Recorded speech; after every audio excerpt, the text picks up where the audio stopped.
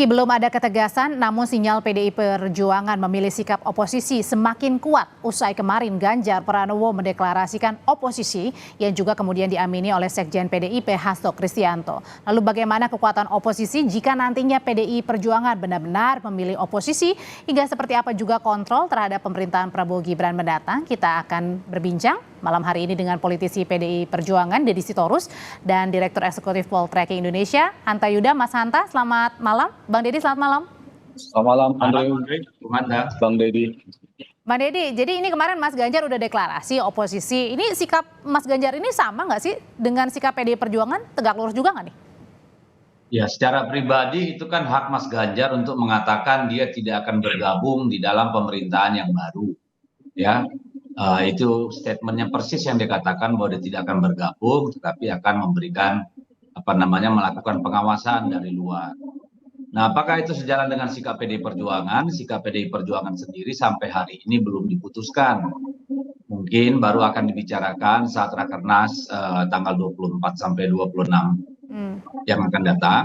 Ya, di situ mungkin kita baru mulai membahas. Jadi belum ada pembahasan yang resmi terhadap. Tapi diamini juga tuh sama kemarin Mas Sekjen, Mas Hasto yang juga sama-sama hadir dalam acara Halal Bihalal, Bang. Ya, Mas Hasto kan harus mengamini bahwa di luar pemerintahan pun itu adalah bagian dari perjuangan partai politik, bagian dari upaya partai politik merawat demokrasi. Karena kalau tidak ada yang di luar, tentu tidak ada yang mengawasi maupun memberikan penajaman terhadap kebijakan-kebijakan pemerintah. Itu kan juga berasal dari genetika PDI Perjuangan. Kalau kita mengikuti perjalanan PDI Perjuangan ketika dalam kontestasi itu tidak berhasil, kita memilih berada di luar pemerintahan sehingga pemerintahan baru bisa menjalankan apa yang dijanjikan kepada rakyat. Tetapi kan persisnya sikap partai itu belum diputuskan sampai hari ini. Mas Hasto kan, Pak Sekjen mengatakan bahwa yang namanya politik itu baik di dalam maupun di luar pemerintahan itu sama-sama baik dan diperlukan untuk mengawasi pemerintah, kan kira-kira seperti itu. Oke, kalau dari Mas Hanta nih ngelihatnya apa sih maksud dari pernyataannya Mas Ganjar ini yang terang-terangan bilang oposisi? Ya, Andre, memang lebih tepat istilah diksi oposisi atau di luar pemerintahan itu kan pada partai politik karena berada di parlemen. Nah, kursi di parlemen itulah yang menentukan nanti pada posisi politiknya. Nah, karena itu tetapi yang dilakukan oleh Mas Ganjar ini, saya dua hal ya. Pertama, beliau kan menyampaikan sikap itu ada sebagai mantan capres, jadi bukan sekedar personal. Kalau orang mengatakan itu personal, tidak. Dia seorang capres yang memiliki pengikut tentu saja. Artinya tapi kan nggak bisa lepas karena Mas Ganjar ini kader juga, Mas. Betul, itu saya mau masuk itu. Yang kedua, ini bisa jadi dibaca signal awal bahwa PDI Perjuangan bisa jadi arahnya akan sama dengan Mas Ganjar. Jadi kalau ujungnya misalnya sikap Ganjar Pranowo sama dengan PDI Perjuangan, saya kira kita pantas dan patut mengapresiasi dan berterima kasih. Kenapa? Karena satu, dari sisi saya kira pemerintah memang perlu diimbangi.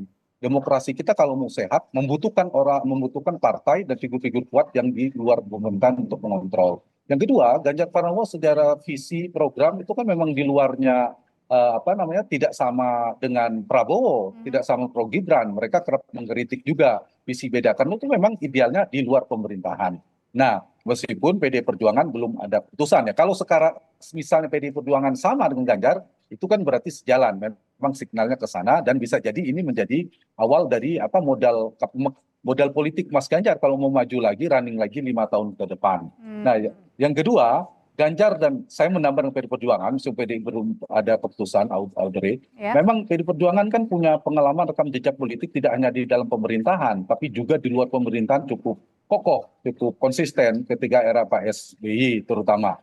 Itu jadi pengalaman politik, harapan kita tertumpu pada PDI Perjuangan. Yang kedua, genetik atau DNA politiknya memang sangat kuat, dan posisi politiknya, Audrey, mereka kan mendukung Pak Mas Ganjar. Mas Ganjar kan beda dengan Prabowo. Nah, yang paling itu lebih kepada beda dengan kemudian konsep-konsep yang dimiliki Mas Ganjar dengan Pak Prabowo, atau karena dalam pemerintahan Pak Prabowo kemudian juga masih ada Pak Jokowi di dalamnya yang bisa saja ikut. Gimana?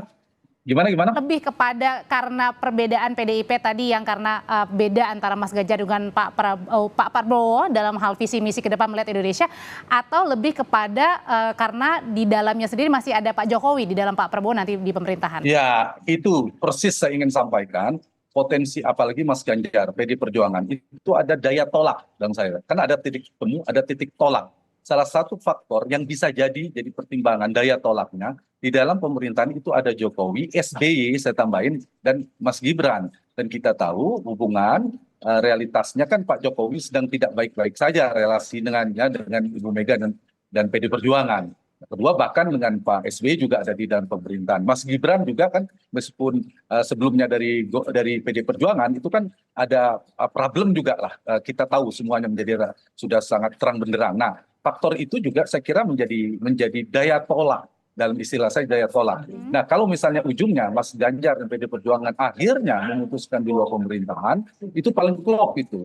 Meskipun ya pilihan di dalam di luar itu hak partai masing-masing. Tapi kalau akhirnya memutuskan di luar pemerintahan, itu tepat sekali. Ditambah lagi dengan tadi DNA politiknya. Itu sudah biasa kan lihat Bang Deddy Sitorus, Pak Hasto, itu kan statement politiknya kan tepat itu untuk mengimbangi pemerintahan karena kritik yang keras. Kita butuh kalau demokrasi kita mau sehat, memang demikian. Makanya saya mengistilahkan tidak hanya mengapresiasi, saya berterima kasih, saya berharap termasuk yang senang sekali PD Perjuangan dan PKS itu berada di luar pemerintahan untuk mengimbangi pemerintahan hari ini. Kalau gitu Bang Deddy lebih kepada kemana nih? Lebih karena ingin menyeimbangkan nanti roda pemerintahan atau lebih kepada tadi di dalamnya ada Pak Jokowi, ada Pak SBY di pemerintahannya Pak Prabowo? Saya kira persoalan negara tidak mungkin kita reduksi menjadi urusan pribadi-pribadi atau personal yang banyak. Tentu kita melihat hal yang lebih besar, kepentingan bangsa yang lebih besar. Apa yang akan didapat bangsa ini, demokrasi kita ke depan gitu ya. Indonesia seperti apa yang akan kita harapkan dikelola ke depan, kan itu yang menjadi persoalan kita. Bukan ada Jokowi enggak, ada SBY enggak, this nation is bigger than that personal gitu loh. Jadi nggak usah direduksi seperti itu. Yang pasti PDI Perjuangan belum mengambil sikap, pada saatnya akan diambil. Tetapi berdasarkan tadi sudah disampaikan genetika, historical gitu ya, dan kemudian mood di dalam alam pikir, alam rasa PDI Perjuangan, memang ada kemungkinan besar itu mengambil peran sebagai pengimbang pemerintah gitu ya. Jadi pengimbang dalam artian untuk kepentingan yang lebih besar gitu. Kita tahu bahwa kalau sampai semua partai-partai politik berada dalam satu barisan, lalu emang koreksi siapa? Masa rakyat harus turun ke jalan? Apa mungkin juga dilakukan oleh partai di dalam pemerintah? Tapi apapun itu, kami menunggu putusan nanti dari DPP partai. Jadi harap bersabar. Menunggunya tuh Bang Deddy lebih kepada Rakernas bulan Mei atau nanti pada saat pelantikan? Atau momen apa? Rakernas nanti kan pasti akan membicarakan hal-hal itu dari tingkat daerah gitu ya, masukan-masukan. Itulah kemudian nanti didalami, diolah gitu ya, dipertimbangkan, dipergumulkan gagasan, pemikiran, sikap dan posisi itu oleh DPP partai. Jadi ada kemungkinan itu dilakukan pada saat Rakernas, ada kemungkinan sesudahnya. Ya, saya kira itu harus kita tunggu saja, jangan bernujum-nujum. Nanti kita jadi salah gitu ya. Karena kan semuanya perlu pertimbangan yang mendasar. Tapi kalau dari saya keluhnya ibarat mobil ini kan kalau tidak ada yang nginjak rem, semua nginjak gas kan bisa masuk jurang, Mbak. Itu kan logika sederhana gitu. Berarti artinya sudah menutup kemungkinan dong pertemuan antara Pak Prabowo dengan Bu Mega, Bang? Tadi kan saya mengambil metafora ya. Tapi soal pertemuan itu saya kira nanti bisa dilihat apakah kepentingannya dalam konteks bagaimana Indonesia ke depan atau dalam konteks hubungan personal atau dalam konteks itu sebagai bagian dari katakanlah lobby-lobby politik gitu. Kalau saya pribadi berpendapat sih tidak terlalu banyak insentif untuk kita berada di dalam pemerintahan bagi pribadi ya. Kenapa? Karena memang dengan tantangan yang begini besar di masa yang akan datang ini ya 5 sampai 15 tahun ke depan ini tentu perlu ada pihak yang atau kelompok politik ya, partai politik yang memang melakukan peran sebagai balance of power gitu, balance of policy gitu ya. Different cara pandang yang berbeda gitu. Saya Oke. kira itu adalah untuk kepentingan bangsa. Mas Hanta, kalau misalnya kemarin kan memang Mas Ganjar ini udah terang-terangan ya dibilang oposisi begitu ya. Tapi kalau misalnya dilihat lagi, kan kalau dari Pak Prabowo rasanya di tim Gerindra juga pengennya sih Pak Prabowo ketemu dengan Bu Mega. Ini sebenarnya masih ada harapan atau udah pupus nih? Ya, semuanya masih ada kalau kita bicara meskipun sangat kecil ya. Kalau kita lihat dari kecenderungan, tendensi dan pergerakan politik per hari ini kan saya belum melihat tanda-tanda hilal mendekat ke pemerintah. Potensi sebaliknya jauh lebih besar, misalnya ketidakhadiran Mas Ganjar di KPU. Dan terakhir sebenarnya sikap Mas Ganjar hari ini, ketika dengan terang mengatakan akan berada di luar pemerintahan atau beroposisi, kemudian masih ada proses PTWN yang dilakukan oleh PD Perjuangan, itu indikasi ya, tendensi yang saya kira masih mengarah menjauh dari sana. Nah, tetapi pintu masuknya soal pertemuan Ibu Mega dengan Pak Prabowo, menurut saya itu tidak mustahil terjadi ya. Saya melihat lebih besar potensi pertemuan Pak Prabowo dan Ibu Mega ketimbang Pak Jokowi dan Ibu Mega kalau kita lihat perkembangan per hari ini. Dan yang mungkin terjadi, Audrey, mungkin koalisi terbatas. Kalaupun tidak koalisi terbatas, istilahnya masih ada lah di pertemuan kompromi. Mungkin koalisi terbatas istilah saya itu entah dengan PKS, entah dengan PD Perjuangan, mungkin isu per isu. Berarti presidensial club yang digagas Pak Prabowo mungkin aja batal kalau misalnya Bu Mega oposisi? Ya salah satu kendalanya belum tentu bisa terrealisasi dengan baik. Istilah saya tadi mungkin ada kerjasama terbatas, isu per isu. Kan tidak hanya soal melulu kursi menteri, tapi bisa jadi isu kelengkapan DPR. Nah ini kan penting, misalnya kelengkapan DPR itu ketua DPR, pimpinan komisi dan sebagainya. Mungkin ada isu per isu kerjasama lintas partai atau lintas poros politik akan terjadi pada level itu. Jadi tidak, kalau misalnya PD Perjuangan masuk ke dalam pemerintahan lalu dapat menteri, per hari ini saya belum melihat tanda-tanda itu. Karena Ibu Mega termasuk orang yang berani dan konsisten ya. Ketika quick count 14 Februari, cek di media saya mengatakan, saya prediksi akan gabung pemerintahan ketika Prabowo diprediksi menang itu, 1 Nasdem, 2 PKB. Nah, sehingga tahu.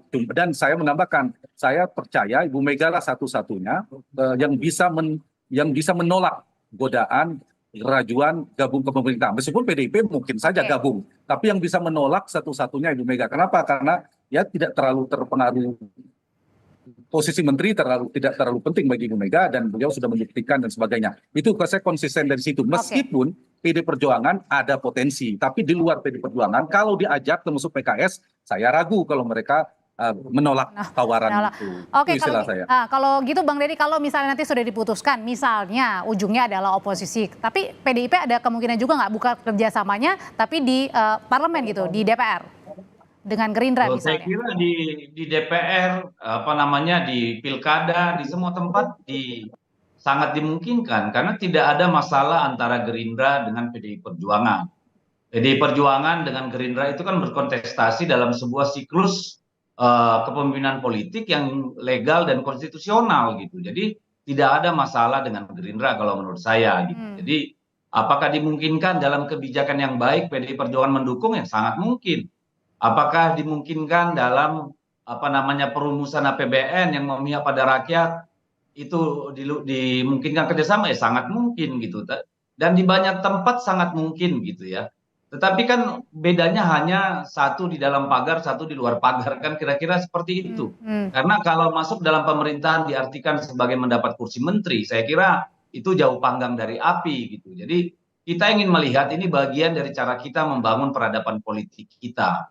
Kalau apa-apa semua partai politik masuk dalam pemerintahan yang sudah menang, lantas buat apa sebenarnya kita ada pemilu? Kan ini yang ditanya oleh rakyat berulang-ulang gitu. Dan negara ini harus dijalankan dengan ada check and balances. Saya kira penting juga. Bukan berarti berkelahi atau katakanlah bersikap oposan gitu. Karena oposan itu kan artinya memang ada cara pandang yang berbeda dalam rangka membangun bangsa.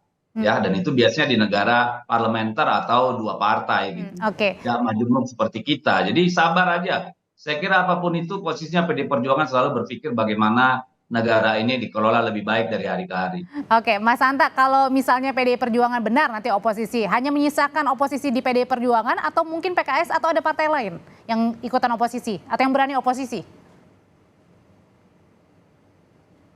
Masih di mute, Mas? potensi partai yang di beroposisi di luar pemerintah atau di luar pemerintahan itu menurut saya tersisa tinggal dua, satu PD Perjuangan, yang kedua PKS. Kecuali ya PD Perjuangan gabung ke pemerintahan, mungkin itu akan ada dinamika. Artinya PD Perjuangan jadi perannya pengaruhnya lebih besar, membuat Partai Nasdem dan PKB posisi tawarnya menjadi turun di internal koalisi, itu beda. Tapi per hari ini yang tersisa masih PKS dan PD Perjuangan kan realitasnya. Sementara Nasdem dan PKB cukup terang mengatakan sudah berada di dalam pemerintahan. Nah, dengan komposisi seperti ini relatif ya saya kira sudah tambun ya cukup besar, sudah di angka 72% yang di dalam pemerintahan, tersisa sekitar 28% PDB dan PKS. Kita berharap pemerintahan efektif, demokrasi yang sehat. Jadi karena itu dua hal pesan kepada pihak Pak Prabowo tentu untuk menahan, jangan sampai mengajak semua kandidat dalam pemerintahan demi demokrasi kita tetap tegak, sehat, kemudian pemerintahan efektif. Satu sisi juga kita berharap PD Perjuangan atau PKS atau partai apapun ada yang tidak kalah mulianya berada di luar pemerintahan, sama-sama mengawal konstitusi,